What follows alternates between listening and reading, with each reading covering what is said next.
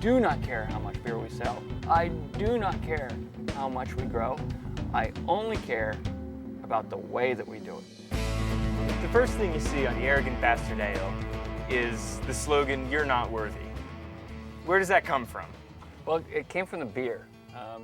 I've learned that if you will take time to listen to your beer, it might give you some wisdom from time to time.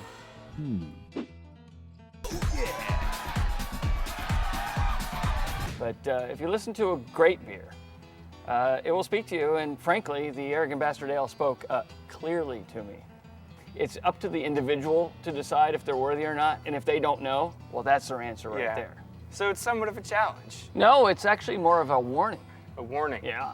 I like to be really straight with consumers about what we're all about and what they can expect from us. And again, if that phrase, "you're not worthy," gives them even the slightest pause, then the beer is not right for them, or probably more accurate, they're not right for the beer. We have some, let's say, slightly more friendly beers than the Arrogant Bastard Ale in our lineup, but none of which might be considered out and out polite. Yes. So they all come with a little bit of an edge. Well, yes. They range from, a modest edge to a really, really aggressive edge. Now a good time to start getting into it? What kind of edge should we go into first? Well, I usually like to start at the beginning. The beginning? And it's a good place to start. In that case, we have what we call our Stone Levitation Ale. And Stone Levitation Ale is actually our modest beer. It's 4.4%, but we created this beer because we wanted a huge flavor profile beer, big flavor profile. Ooh, that's a hard. I haven't even had my first beer yet. Huge flavor profile beer in a modest package. So that's what this is about. And I was getting thirsty about now. But as a good host, I'll hand it over to you. Greg, you're very kind. Yes. Is there anything in particular I'm looking for in this? Great taste. You're going to notice a pretty big citrusy hop flavor and aroma. Not nearly as much as you'll get in some of our other beers, but again, for a 4.4% alcohol by volume beer, it's just massive flavor profile. And is 4.4, that's the low end? Of our spectrum, yes. But not of the light spectrum? Of the light spectrum? Who gives a crap about the light spectrum? I'm just trying to frame it here. I know it's different leagues, but so we don't even go there. All right. Honestly, when so it's the low end of the spectrum. It's not a low end. Don't use these diminutive terms.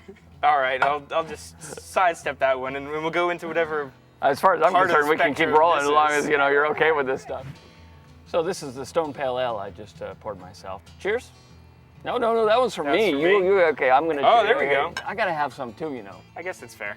My host abilities, have their limits. Oh yeah, that was the right decision I made, definitely. Yeah, giving me this one. Yeah, well, just making sure that I had one. That was pretty much the. Fair enough. The Stone Smoked Porter. This was actually the second beer that we ever produced. We used just a touch of specialty peat smoked malt in the recipe, and it gives us this light smokiness in the aroma, and also some smokiness in the flavor profile. Go along with the big chocolate and coffee overtones. So as we've been sitting here on this rock, trying some of these beers, are they talking to you right now? The individual beers say things like Stone IPAs. This says, I love just being hugely aromatic. I want to go with some Indian food, or some Thai food. Just got a huge floral hop aroma, big hop bitterness. I'm making myself thirsty. I mean, if this one's good for some Southeast Asian cuisine, is there something that's going along with the porter or with the pale ale? Absolutely. With the Stone Pale Ale, it's absolutely the workhorse of our lineup. It will pair with almost anything, nearly anything. Whether it's meats or cheeses or smoked foods or barbecues and such. Or, desserts, it doesn't do as well as the Stone Smoked Porter. This guy, when it comes to chocolate desserts, berry desserts, cheesecakes, such like that, it's incredible. The Stone Smoked Porter is an amazing pair. Would it be pulling teeth if I asked you to pick a favorite? A favorite? One of my children. Actually, it would be unreasonable to ask me to pick a favorite. Okay. And the reason is because each one of them, as this process of listening to your beer, each one of them speaks louder and clearer in different given settings. They're kind of competitive amongst each other. Yep. And a lot of them really want me to choose them and to finish them. And You'll so just have to be should we patient. move on to the flagship? Well, yes, and actually, we don't necessarily even consider the Arrogant Bastard Ale to be our flagship. No?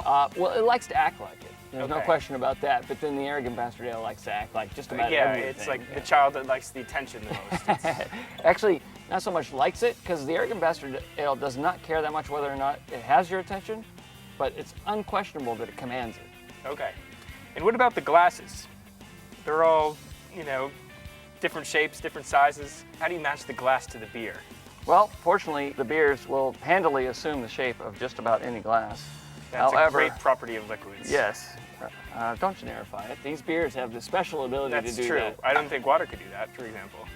Not as well, anyway. Not as well. I mean, it certainly wouldn't be talking. Yeah, you hope not. Where was I? Oh, right, you were about to offer me some. I was gonna what? I was gonna offer you some? I thought, it's my turn, right? I go 1, 3, and 5? Yes. However, I poured the Arrogant Bastard. That means I get the Arrogant Bastard. If you had really wanted it, you would have grabbed it first. But I guess that's how the cards fall sometimes. yeah, the old Arrogant Bastard Ale toast. Mm-hmm. Here's to me. That's very apt.